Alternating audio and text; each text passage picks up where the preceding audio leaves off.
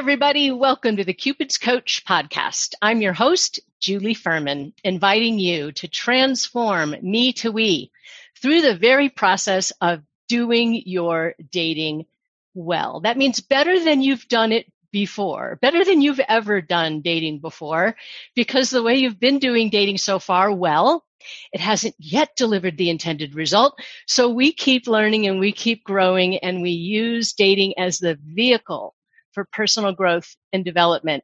And if you do it that way, you just cannot fail. You will be contributing to people all along the way, and you will be allowing others to contribute to you all along the way.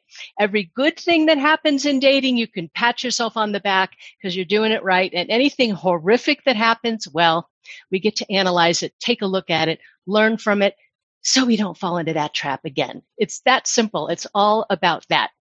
Today, I have a really exciting guest for you, and you're going to hear why today is an important day for us to have her on the show. Her name is Heather Kent.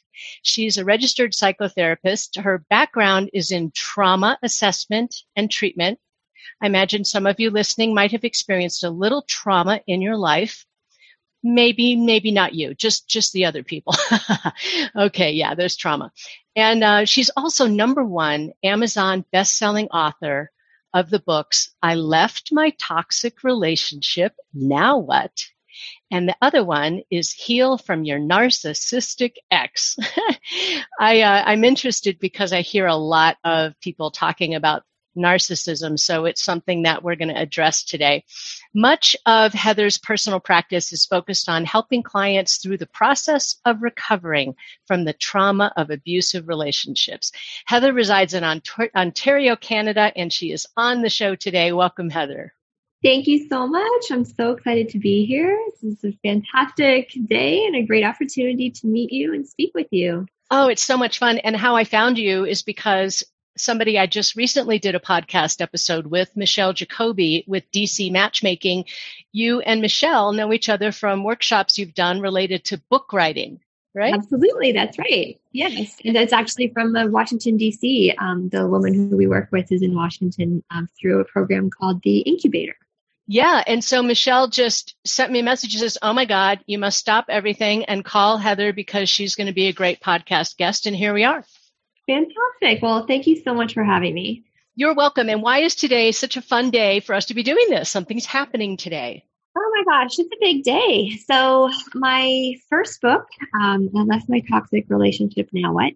It came out last year, but is actually being released in bookstores through my publisher in New York City. And that is happening today. So it's going to be available as of right now in like Barnes & Noble and in Canada Chapters and Indigo and all of the major bookstores. Of course, it's available on Amazon. But yeah, today it's going to be across North America in all of the major bookstores. So it's pretty exciting. And I love it. And I love the topic of the book. You know, I left my toxic relationship. Now what? Okay, I made the move. I got out of this. How do I heal? How do I move forward? How do I design it so that I don't fall into the same type of relationship again? So that's the purpose of the book, isn't it?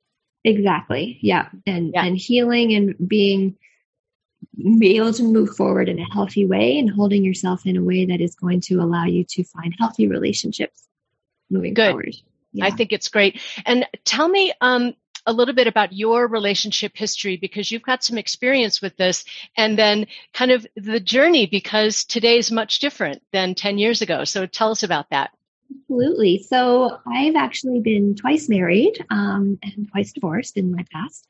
My first relationship actually was with a narcissist, which really was the basis for my second book, because the psychological abuse that you suffer when you're in a relationship with someone who's a narcissist is really quite profound, and the wounds and the trauma and the PTSD that you can develop because of that are long lasting. And so I do a lot of work, healing work with people around that issue specifically. And that's what motivated my second book from that first marriage. I thought it would be helpful to take a look at the definition of narcissism, because It's a term that's just loosely used, overused, thrown out there. And personally, I don't like labels. If somebody has a diagnosis, I suppose, then there's a purpose for having a label for someone's condition or behavior or whatever. But most of the time, when people throw that word out there, they don't know that this person has narcissistic personality disorder. When I looked it up, it said that narcissism are people who have an inflated sense of their own importance, a deep need for excessive attention and admiration, troubled relationships, and a lack of empathy for others. But behind this mask, and this is what we always suspect, and it's true, behind this mask of extreme confidence lies a fragile self-esteem that's vulnerable to the slightest criticism. Absolutely true. And so really the hallmark of what a narcissistic personality is A, the lack of empathy, and B, the internal self-loathing, that fragile, vulnerable sense of self. And very few narcissists actually like themselves, which is pretty ironic because they come across as if they love themselves and think that they're amazing. But that's all smoke and mirrors deflection away from the truth that they actually are very insecure and they cannot tolerate any criticism. And if I may be so bold to say, we have a really obvious example of a public figure in recent history that has demonstrated that inability to accept defeat, to accept criticism, to be told when they're wrong. It doesn't end well. Right. And they can't tolerate that. It's really classic example, isn't it? It really, it's been very helpful in my work, quite honestly. You have somebody to reference and everybody knows. Now, one of the things I wanted to ask you, Heather, is aren't we all on that spectrum somewhere of narcissism? So it really is a spectrum because, if we, at some point in our lives, we all are a bit narcissistic, especially as children. We are little narcissists running around because we're trying to understand our sense of self and our place in the world and how what we are doing is impacting ourselves and others and figuring things out. But as we grow and develop, we also understand perspective and we get to understand the experience of others and how our behavior impacts others and consequences for actions and all of these things. But what seems to be missing from a narcissist is that development and growth. And so it's kind of like they've been arrested emotionally in this kind of toddler temper tantrum sort of phase, stuck in an adult's body where they can't accept, no, they can't accept this is not right. They can't accept that they're wrong. They can't accept any kind of idea that anything they've done is not fantastic. Wonderful. Right. And again, the real hallmark, as I mentioned, is the lack of ability to have empathy for others. So to not being able to think about how what they're doing is impacting others, or even if they can get that far, they just don't care. Yeah. I have I have a lot of experience with personality disorders. I've studied closely borderline personality disorders. Yeah. Somebody I know closely has that. Also paranoid personality disorder. I'm very familiar with that. And when I study personality disorders, it seems to me that one of the common denominators among all of them is the inability to see oneself and to take responsibility for the things that happen. So knowing that we're all on that spectrum at some place, we all have narcissistic tendencies. Maybe you and I have not been diagnosed with narcissistic personality disorders, but we can catch ourselves being self-centered, narcissistic, lacking empathy. So the purpose of this podcast episode is for each of us to take a look at in what ways have we been selfish, narcissistic, lacking empathy? In what ways do we see other people being this way? And I want to be careful not to label. Mm-hmm. One of the things that I did in preparation for this interview is I did a search in my emails for the word narcissist, and narcissistic. And what I found was lots of data, mostly from women telling me that the man she's dating or the man she just had a date with or is planning to have a date with is a narcissist. And I catch myself every time I see that, because what I want to say is, okay, so something he did demonstrated what looks like narcissistic behavior. It's different than calling somebody a narcissist. So here's a classic example. I set up a date last weekend for two people in Los Angeles who are significantly far apart geographically. He's in town. He's, the person who's in town tends to have sort of a self-centered, like it's all about where I live attitude. Right. And then the people, you know how it is in your city too. And then the people who live in the suburbs are expected to make the schlep, right? 100%. So absolutely accurate. Yeah. Because it's such an issue. And the other reason it's an issue is because women have this cultural idea that the man should do the chasing. The man should drop everything and drive to her neck of the woods and go to her favorite restaurant. Or because of COVID, I couldn't even set up places in restaurants. So she was ready to have dinner at her place, like have him over to her place and do all the cooking and all of that. But he didn't want to make the hour-long drive. And so to her, she's thinking, well, that's narcissistic. Is he a narcissist? And I'm thinking, well, I don't like to use the label. But it's kind of funny because women want to be they tell me they want to be with men who have a big world and they got a big job and they got a lot going on and they're very successful. Well, that kind of guy is used to being in charge. And that tends to attract that certain personality type. And so that is what you're going to run into if you're into, dating CEOs and, commissioners of hospitals and leaders of organizations. Exactly. So that's what I tried to help her understand. Like you've got a choice, what's more important, that you date a guy you can really respect, who won't have a problem with your success in the world because he's at a higher level and that balance will be there. So to have a guy like that, and you're going to have to work around his already very big life. Or do you want to be queen bee and you call all the shots and you go with the carpenter who's like, sure, babe, what you need?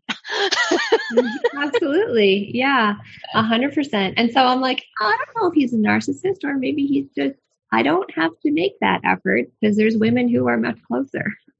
See, that's the thing. The people who have, I hate to use the term the trump card, but you know what I mean? Like the people who have either it's the beautiful woman who's used to having all this attention, or it's the guy with a whole lot of money and all the girls just fall at his feet. It's real easy to develop self-centered, lazy patterns of behavior. Absolutely, it is. 100%. So I just got off the phone with a couple. I'm trying to save the relationship. It's what I call the love bud. It's like early on, like they're at date number 5 and there are all these little things that are annoying. How exciting. Date 5 is so much fun. Yeah. It's really, my specialty is like those first 5 dates. And it's the greatest heartache that I have in my work is watching people give up on the love bud before it has a chance to open up. And I think that it's possible to be with people who are self-centered, kind of controlling, have to have things their way, as long as we're clear about what really matters and we can make deals about it, about every little thing. The negotiating and the deal making and the finding the common ground, I think, is a big part of the solution. What do you have to say about that with regard to people who behave in a self-centered, lacking empathy kind of way? Well, you have to look at kind of what is driving that. And so in some situations, as a psychotherapist, of course, I deal a lot with anxiety disorders and depression and all these other things that come into play. And so some people's behavior may present initially as self-centered or narcissistic, but really it's anxiety-based. So I can't go out of my comfort zone because I'm going to have a panic attack. But I can't tell that to you.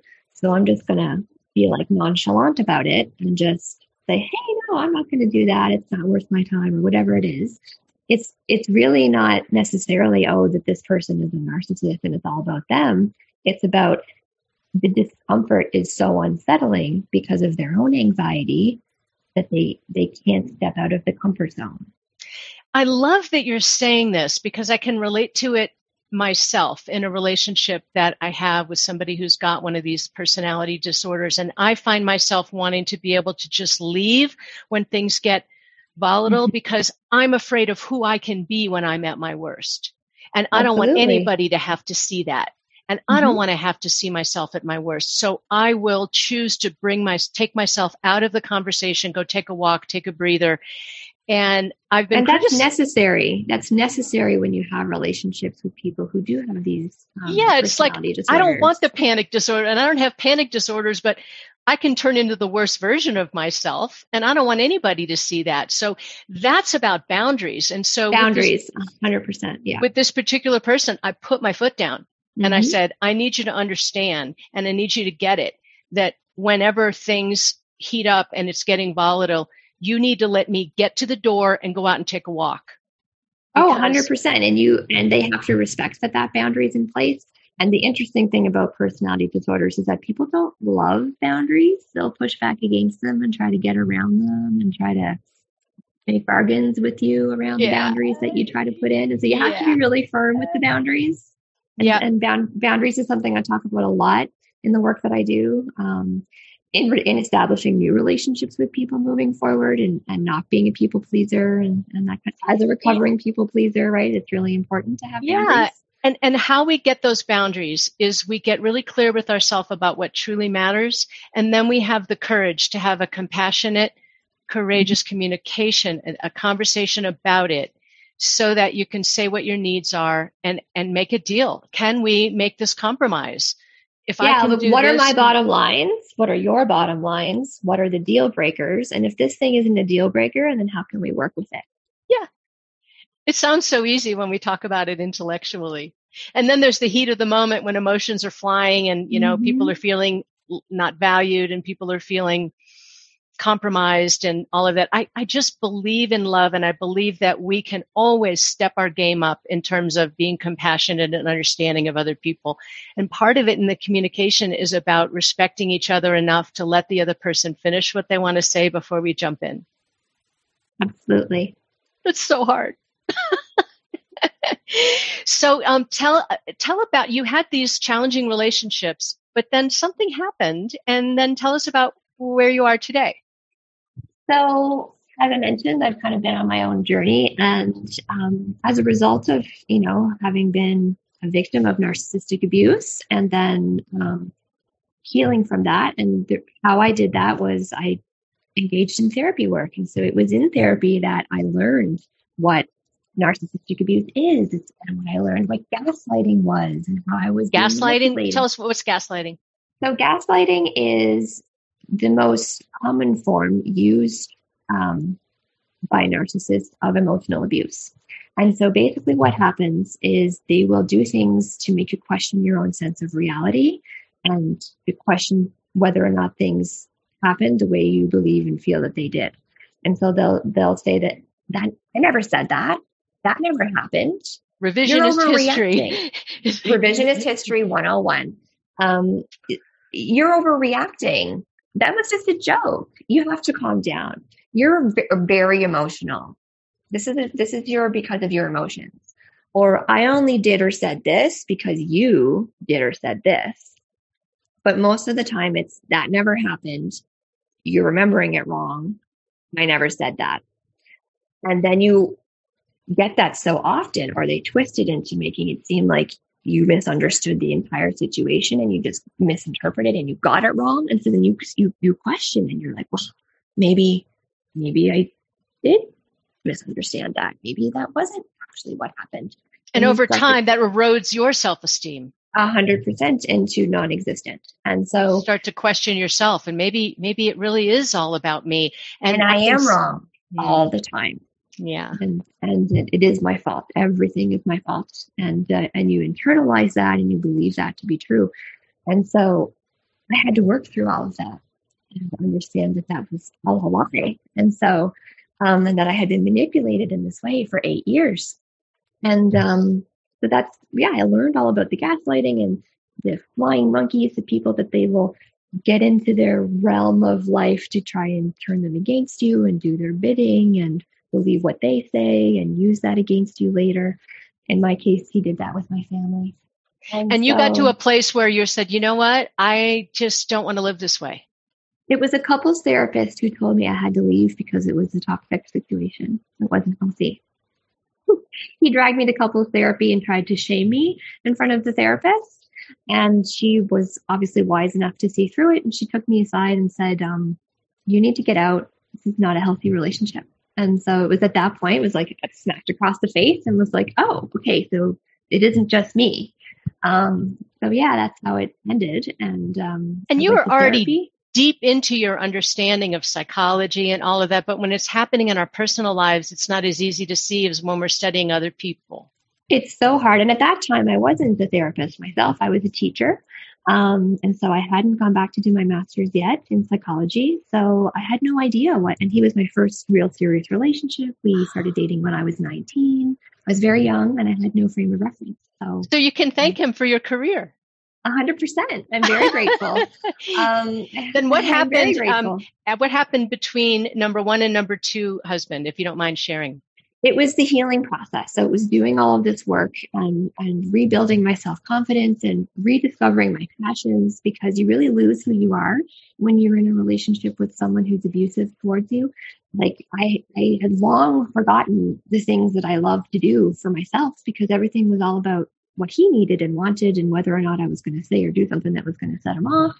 And so rediscovering those things and developing my confidence again and realizing that I was worth something again, like that was a road. And so that was a bit of a kind of a 2-year process. And in that time, I moved to a third world country and I lived and taught and volunteered there and did some humanitarian projects that I'm actually still involved with there years later. So it was a wonderful time, and I was open and ready to receive love into my life again. And I did meet a really lovely man, respectful and kind and generous, very talented and passionate about his work.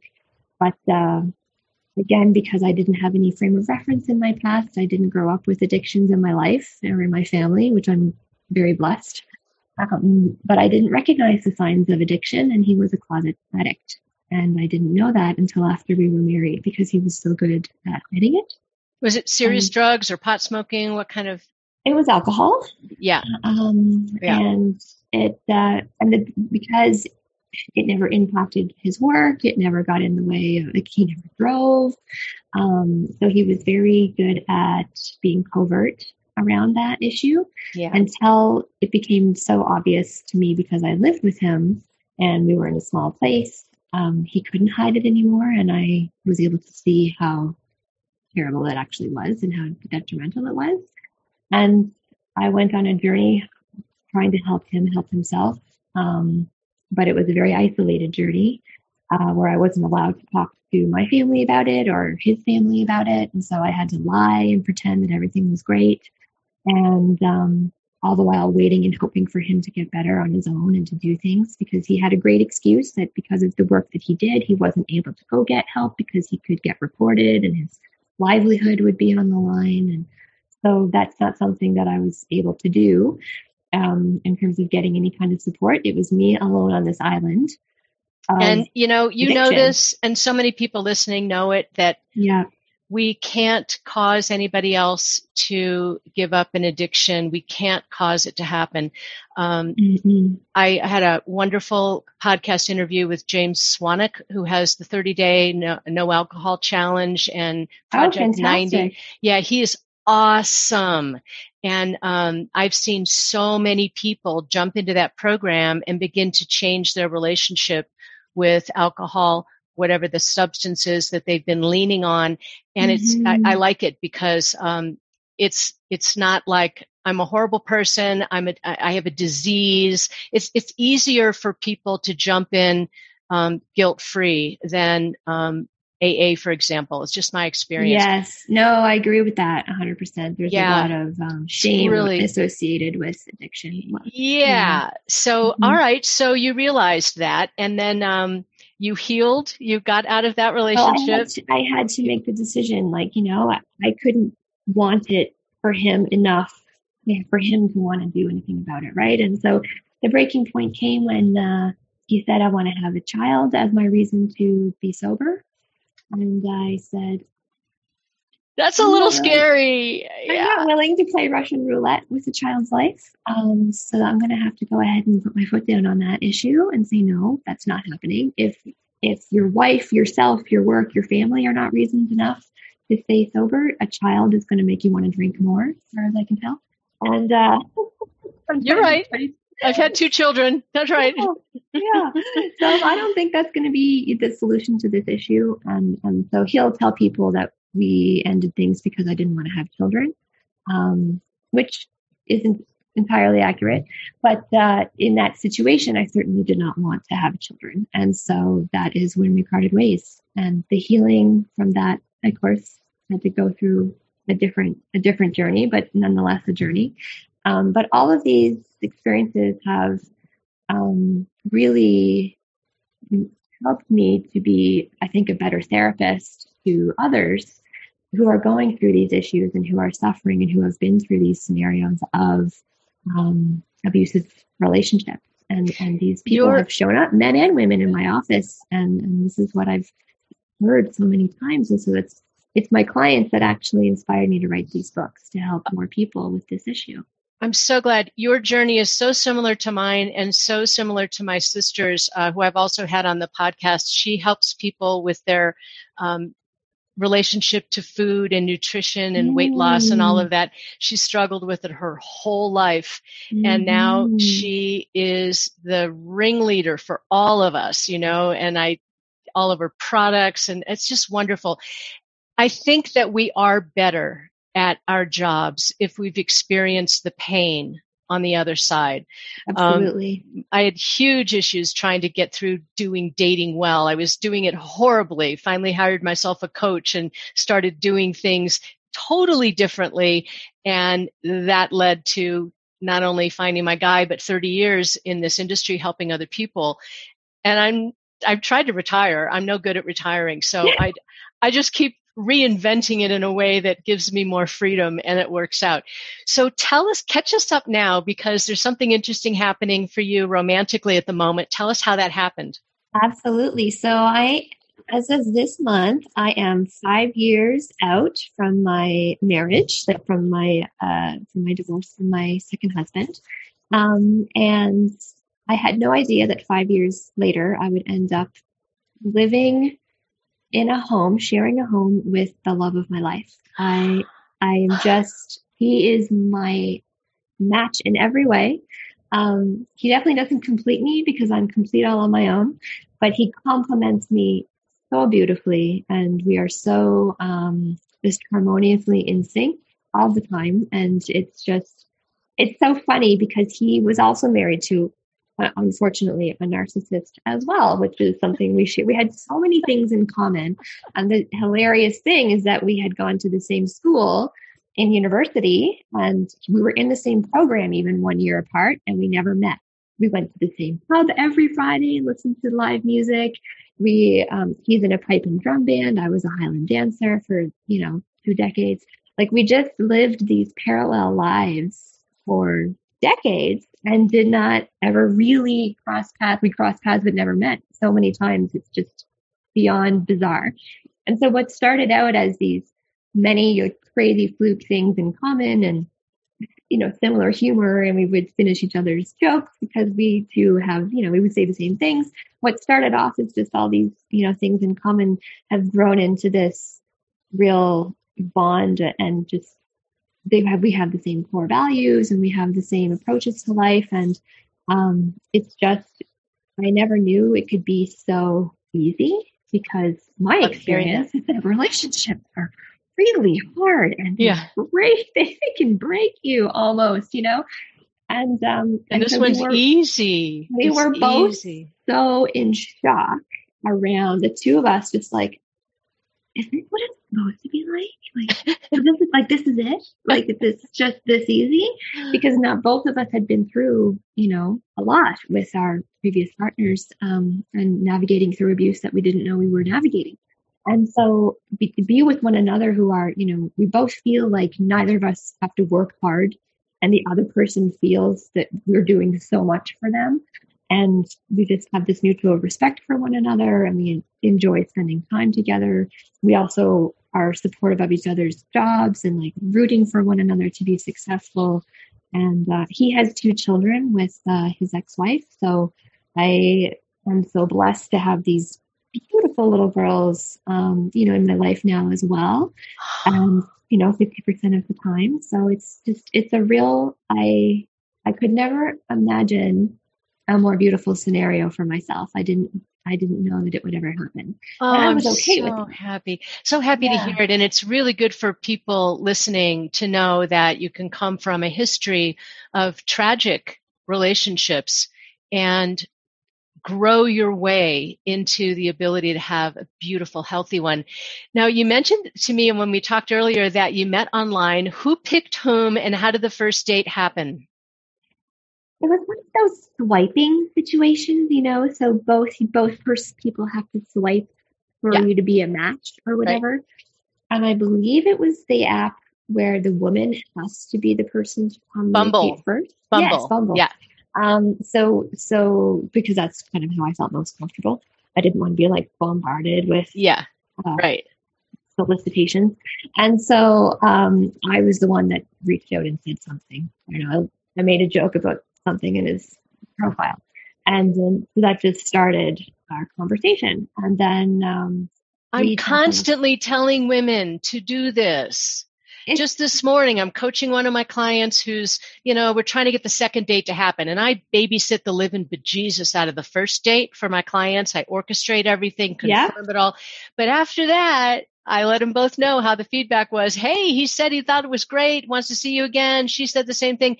But then like the ball drops. And I'm trying to help women understand that we're the drivers of relationship. We are 100%. We are gone are the days of having to be chased and having to wait around. Like, this is all like so antiquated, this idea, because that's just not how the world works. And women can do and get whatever they want. And we're really good at the social stuff. And I keep telling people, look, way better at it than they are. Yeah. You and your, is he your boyfriend? You call him your boyfriend, or did you guys get married? No, we're not married. We live together. So my partner, Let me guess, the plans that you have for this weekend or next weekend or a vacation you might have planned, who created that plan? Who initiated the idea to have dinner with this couple, or, The first vacation, I organized everything. Of course you did. Yes. He was so happy that I did, because he just didn't have time with work, right? And I love being a vacation planner. Yeah. It's all good. I think the secret for us girls, especially if we are can do, make it happen kind of people, is we got to get in there and tickle him and get the next thing to happen. So I'm excited to see you. When's your calendar open? When's our next date happening? Isn't that a fine thing for a woman to do? 100%. And I mean, again, I can kind of share from my own experience, like with my current partner, we chatted on the phone a bunch, and I was driving back from somewhere. I had to go far to drop something off, and I was on my way back and passing by his general area. So I called him and I was like, I don't know if you're, busy or have plans, in the pandemic, who really has plans, but maybe you're busy doing something for someone. And I said, but I'm passing by your area in like 20 minutes. Did you want to meet for a walk? My dog's in the back seat. I have to take him for a walk. Do you want to come for a walk with me? And he was just like so happy and like impressed and surprised that it was me. He's just like, this is the kind of thing that I would normally do, just being so spontaneous. And he's like, yeah, I can make that happen, but I have to do this XYZ first. So can we meet a little bit later? And I said, sure. So we went for a walk in the dark while it was snowing with my dog. And that is how we first met. I love that. Now, the other thing that derails people is maybe like he might suggest the date, the second date, the third date, whatever, and she's busy and she'll say, oh, I can't do it because I got this and I got that going on and I got that. And he's hearing roadblock, roadblock. What she should be doing instead is, here's when I'm open, grab one of these times. And if it doesn't work, if she's the one who was too busy, and guys complain about this all the time to me, interesting. That's so all interesting. the time, because he's interested in her, he's attracted to her, and he wants to develop something, but she's already got so many commitments because she's been living her life that way. There's a certain type of woman, I bet you can relate, who is, if she spends too much time alone, she falls into a bit of despair, loneliness, kind of a clogged. Idle time for many people is a dangerous place to hang out. And so they don't like to hang out there for very long, because they don't want to go down a rabbit hole of sadness and loneliness. Or maybe they, open up a bottle of wine and have that glass of wine, and then they have the second one, and then it becomes a regular thing. They don't want to be that person, so they book themselves for their yoga class or their spin class, or let's go out with the girls and celebrate our birthdays and whatever. But I try to get the guys to be patient, and women too, because there may be a guy who's got a lot of commitments in his life. But as we're building or developing this love bud, it's a matter of being patient for the person to find, to add you into your life. Because what the guys don't understand sometimes is that women get really pissed when a girl has a boyfriend and dumps her girlfriends. Oh, yeah. Absolutely. So there's a balance there, and we have to work it out. Again, it's deal making and boundaries and being respectful of each other. So there's something else I want to ask you, which I think is going to be really, you're like the one person on the planet that's probably perfect to ask it of.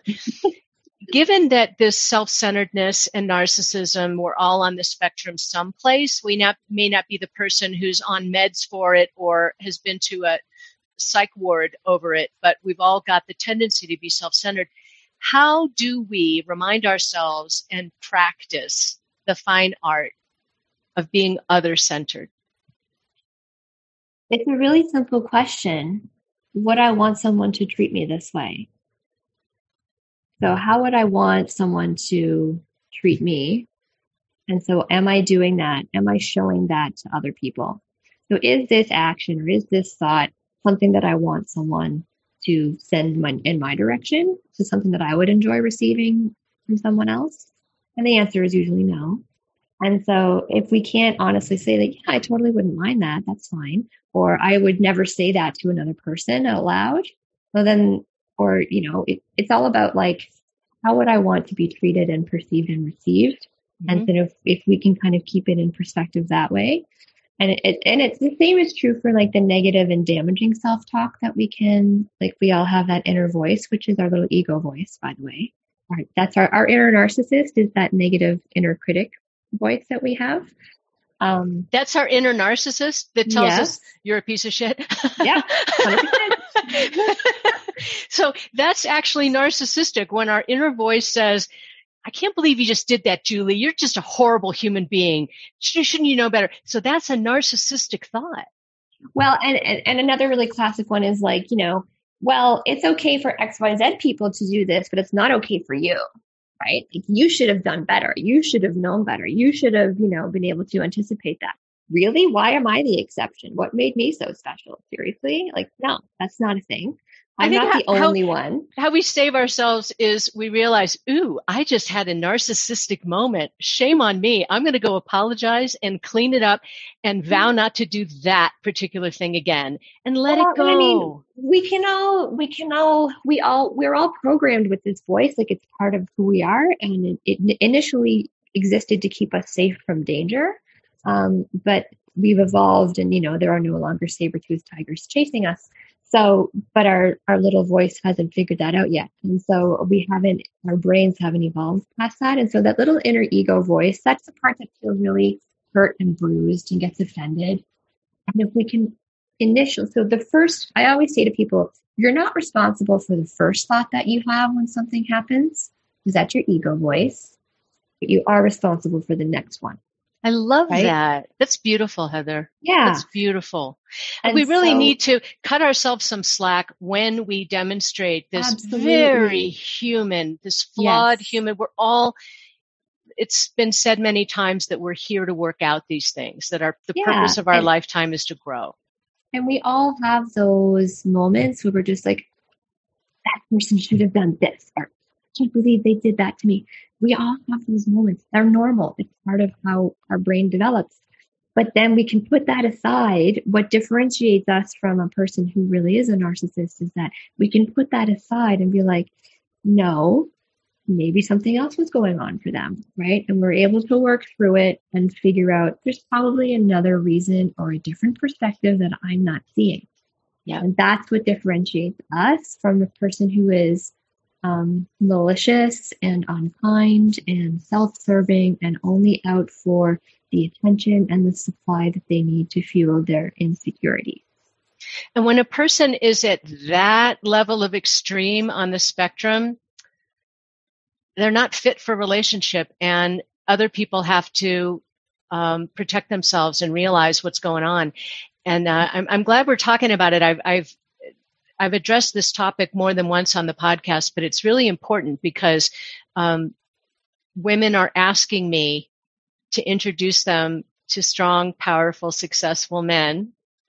And there's a greater tendency for narcissistic behavior among those who've kind of like got the world by the tail.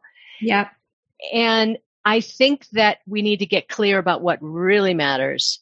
And then we need to get better about negotiating our boundaries and our deal making so that we can get what we need. You know, my husband, I talk about my husband a lot, and he has some of these tendencies, and yet I have some of my own. And so we work around it. We're adept enough at communication that we can call each other out when something comes up. And he won't come to me and say, I'm so sorry, I was being an asshole. That's not in Gil Ferman's vocabulary. Not his style. Not his style. It usually has to be me coming forward saying, you know, that was yucky and I'm really sorry about my part of it. Is there anything you want to say about your part of it? And then sometimes he will say, well, yeah, I was a little grumpy, or yeah, I was being a little self-centered or whatever, you know. But we have to be able to have those communications, even if it's early in relationship.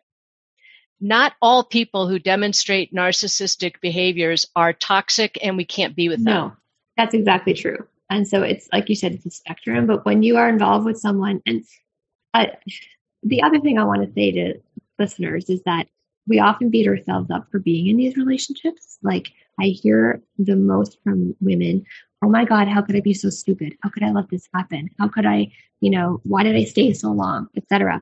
But the thing is that these people are manipulative and they're very good at their craft and they know exactly what they're doing, and they pick people specifically who are people pleasing because we get joy from making other people happy.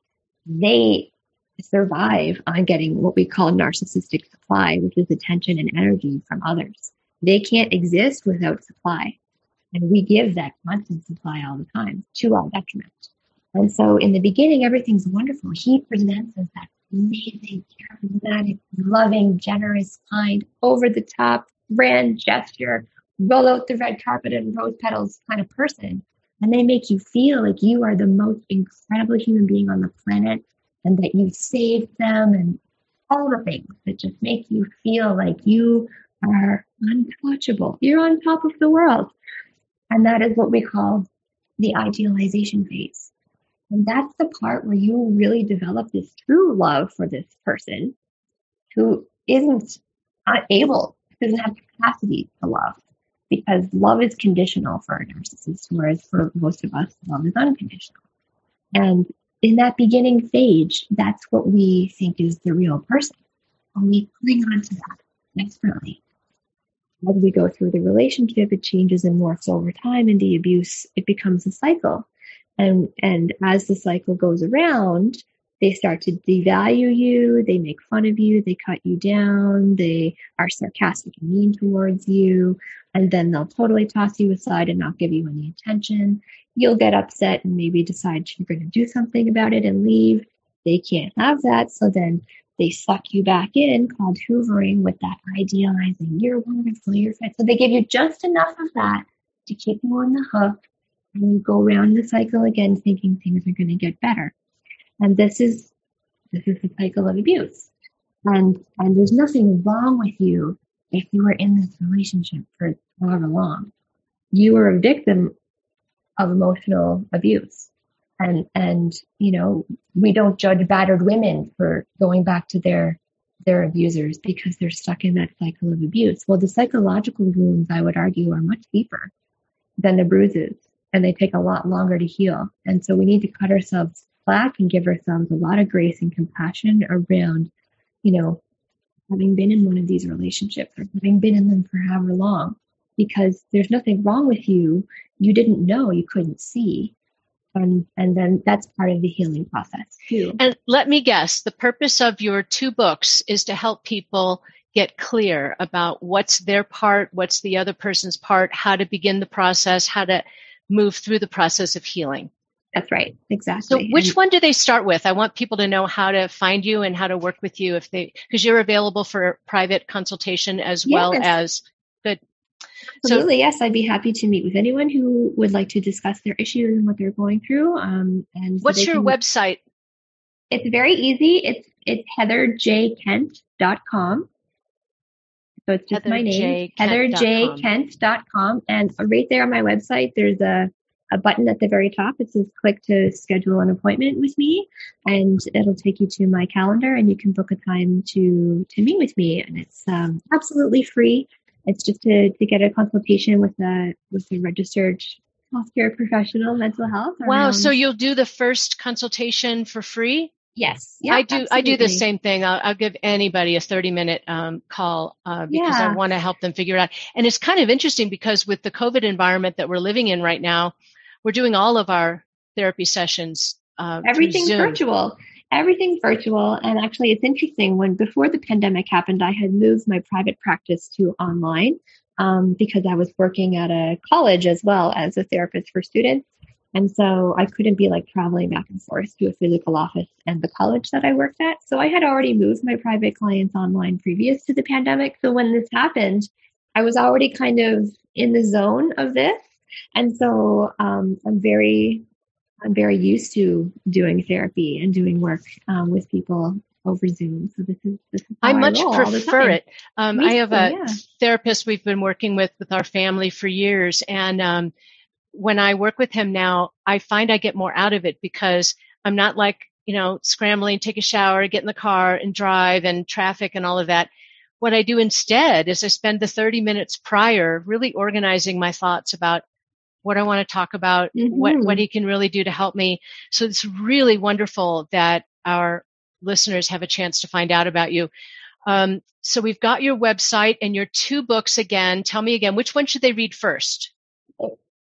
There's no they're not like a series. So it's more kind of like, what do you feel you're struggling with the most? So is it that you are recovering from a toxic relationship and just need to get on your feet again?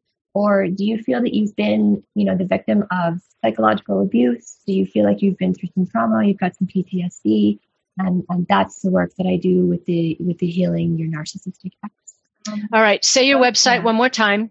It's heatherjkent.com, and I would be very happy to meet with anyone who would like to tell me about what's been happening and how I might be able to support you or give you resources or point you in the right direction. You are just a delight and really good at what you do. I love that you have gotten through this yourself and that you have landed in this relationship that you so deserve. Tell him that I said he is one lucky dude. Oh, well, thank you. He will be very happy to hear that. And he is really so fantastic and wonderful. And he does say that to me all the time. He's like, and I'll say to him, I'm so lucky. I got so lucky. He's like, no, we got so lucky. That was the other thing that I wanted to bring up earlier is about the love languages. It's so important for us to know what our love language is and the person that we're with.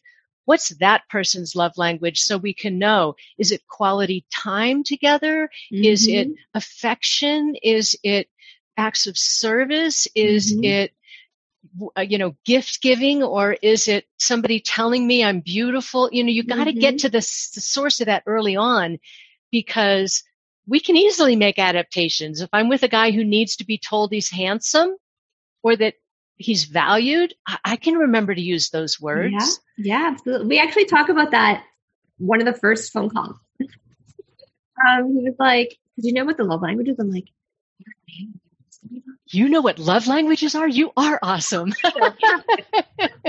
Oh, that's so great. Well, thank you so much for your time, Heather, and your expertise. I love the work that you're up to. And because of COVID, we can do these consultations and these recordings anywhere, anytime. Thank you for sharing with us. And folks, get in touch with Heather if there's something that she can do to help you sort through these kinds of issues for yourself. She's enormously generous with her time. And if you haven't yet scheduled a consultation with me, if we haven't done our free 30-minute call, well, goodness gracious, we got to do that. And then if you want the more advanced $295 hour-long call where it takes me 2 hours, I search for you, we talk about real live people, get on my calendar for that too. That's julie@julieferman.com. And Heather, thank you so much. I will have you back again sometime when we need to go to the next level. Thank you so much for having me. I really enjoyed it. Have a wonderful day. Thank you, hon. Bye, guys.